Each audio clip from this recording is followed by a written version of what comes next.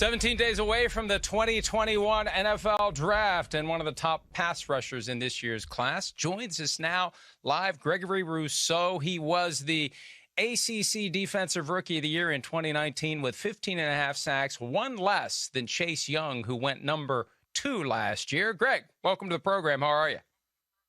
I'm doing great. Thanks for having me. Hey, now let me start with this, because I said Greg, but I see Gregory. What's your preference? We need to know. We need to know. We're going to be saying your name all the time. Greg is solid. I like Greg. I saw that before we talk about what you do as a pass rusher, I saw that you played receiver in high school, and I saw some video on your Twitter page of a really tall, skinny kid that supposedly is you running pass routes. What drew you to the defensive side of the ball at the next level? I'd really say, like, during recruitment, I got a lot of my bigger offers for defense and, like, the outside linebacker / DN position. But a big part of it was definitely Coach Diaz, who was, back then, he was the DC. He sat me down and he told me that he saw Manny Lawson in my game, Manny Lawson at NC State, or was on that coaching staff. So he told me that I admire of Manny Lawson. And then him drawing that comparison really made me think about making that switch to, and that's what I did.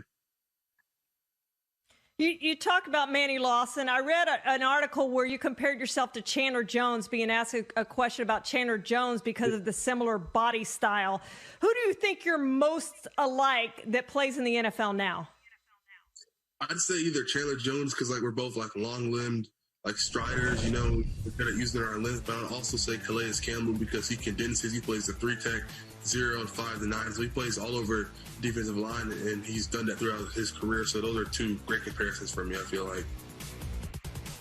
I saw that Calais Campbell had some praise for you and said he could be better than me. Now, when you hear something like that from Calais Campbell, he could be better than me, it's got to make you feel good, but it's also got to make you feel a little pressure to live up to that kind of an expectation. Yeah, I'd say more than anything, it really just motivates me, you know. For him to talk about me like that is awesome. It's a blessing, you know, but now I just got to go out there and prove him right. So I got to make sure that every day I'm getting better, you know, improving in something, whether it's mental, physical, like anything. So hopefully one day I'll be better than him. That's my goal for sure, because he's a heck of a player. He's amazing. You did your pre-draft training, I think, at Pensacola. Now you said you're back in South Florida. What's really been the focus for you pre-combine and pre-pro day? I guess no real combine this year, but pre-pro day, really, what's been the focus for you? Like I said, it's always getting better, you know, taking steps toward greatness every single day.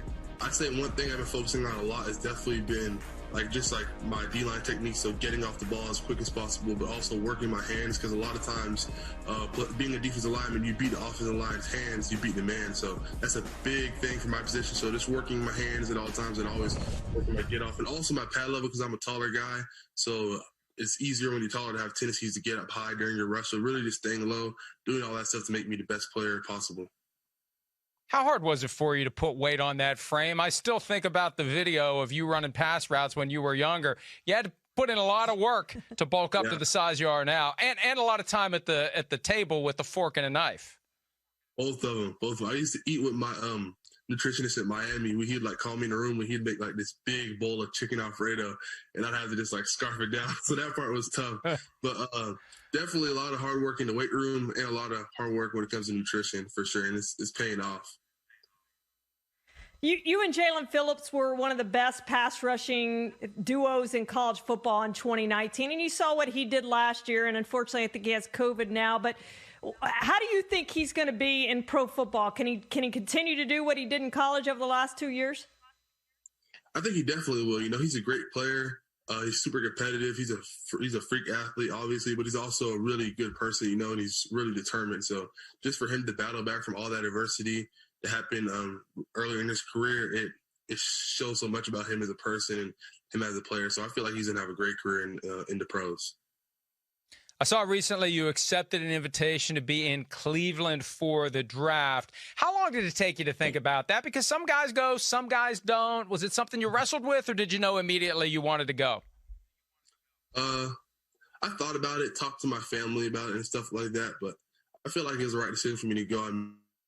it's a moment I've been waiting for my whole entire life. I've been dreaming about it. So to have the opportunity to go to Cleveland in person is a huge blessing, especially with COVID these days and how the last draft was virtual. I mean, it's awesome to be able to go in person and shake the commissioner's hand. So that's my goal, you know, and I couldn't turn it down. I couldn't. It's been a lifelong dream. All right, you dreamed of playing in the NFL. Was there a team you grew up wanting to play for? No team in particular. I mean, I was a Dolphins fan because everybody down here is a Dolphins fan, but I'm going to be a fan of the team that drafts me. That's going to be my team for sure. I'm going to have all the jerseys. Well, Gregory, there's always one box that I check when it's time to talk to the guys getting ready to get drafted, and it's whether or not you've pulled up Madden, created a player that is you, and tried on all the different uniforms to see which one looks best. Have you done it, and which one looks best? Of course. I mean, I don't know. I can't say which one looks best, but I've been doing this since I was a little kid, so of course I've done that. That's my whole entire life right there. I love Madden. You've played so many great players in the ACC. Who's the best player you've played against? Best player, I'd say Cam Akers, Florida State. He was just a monster. Gregory, we mentioned COVID a little bit ago, and you're one of the guys who made the conscientious decision not to play in 2020 because of what was going on with the pandemic. And look, I fully support that. It was a crazy time. It was scary. People didn't want to travel. People didn't want to leave the home. Nobody knew how bad it was going to be. Nobody knew what the protections would be for college football players. The NCAA wasn't as involved as the NFL was for the pro teams. What were the main factors that drove your decision? How do you feel about it now that we're hopefully getting toward the other side of the pandemic? I mean, I'm glad it's coming to an end. What went into my decision was definitely just the uncertainty and everything that was going on at the time. It was really crazy times and just not knowing what's going to happen day after day. And I feel like we're definitely trending in the right direction. I feel like it should be gone in the near future. And I think your mom's a nurse or was a nurse too, right? Yeah, my mom was a nurse. Did that play? Yeah, she was dealing with COVID patients, so she saw like what's the personal woes going on, you know? In this process leading up to the draft, and I've heard this from different players, questions that you get from teams about why you did what you did. And, you know, there are some teams that may hold it against a guy who made the decision, assuming that they didn't love football. What kind of reaction have you gotten from NFL teams to the fact that you did choose to sit out last year because of the pandemic? I feel like I got a pretty positive reaction for sure. I mean, they're just dotting their I's and crossing their T's, trying to make sure that I am a player who loves football. So they always ask me, why did you opt out? What went the decision? So I just always confirm that I do love football. I'm a competitor, and I'm ready to get the pads back on. Did it worry you at all, Gregory, that you only had really the 1 year on film? Or you thought that 1 year was good enough for them to see? Nah, it didn't worry me. I feel like I proved a lot in my 1 year where I did play. You know, I feel like I did a lot of great things in the run game and the passing game, and I feel like I was a great teammate. So I feel like my resume speaks for itself, my film speaks for itself, and I'm ready to get to the next level and show what I can do for real. Do you have an idea, Gregory, as to what your ceiling is and what your floor is in the draft? I mean, I'm not sure. I don't read into too much of that stuff. I just know that I'm going to maximize my potential for sure. You know, I'm going to be the best player I can be. Whatever franchise picks me, I'm going to work hard every single day. I'm going to improve and I'm going to find something to improve in every time I touch the field or every time I'm even in the meeting room. So I feel like I'm going to just focus on that and get 1% better every single day. Have you gotten any good reads from any of the teams that you feel like really like you? Yeah, I mean, a couple of them, but like from like draft stories I've been hearing, it's like sometimes like you get picked by a team that hasn't even really talked to you like that. So I mean, I'm just keeping all the doors open. You know, at 6'7" and highly athletic, there are other sports that maybe you could have tried. If it wasn't football, what would you be doing athletically? I mean, probably basketball, but I just never had that love for basketball like I love football. So, I mean, basketball was fun, but it was more like a side sport. You know, I played it here and there. It was fun, but football has just always been that sport for me, you know? What sparked that love of football? Where'd that come from? I'd say the Madden video game. So just having that in the house at an early age really just made me like super interested in this sport. And when I got on the field and started playing it, I fell in love with it even more. You've talked about wanting to improve in all areas. Is there one specific area you feel like you really need to improve at to have a great rookie year? I definitely say for me, just getting my hands put is a big thing, because NFL is like you beat the hands, that's huge.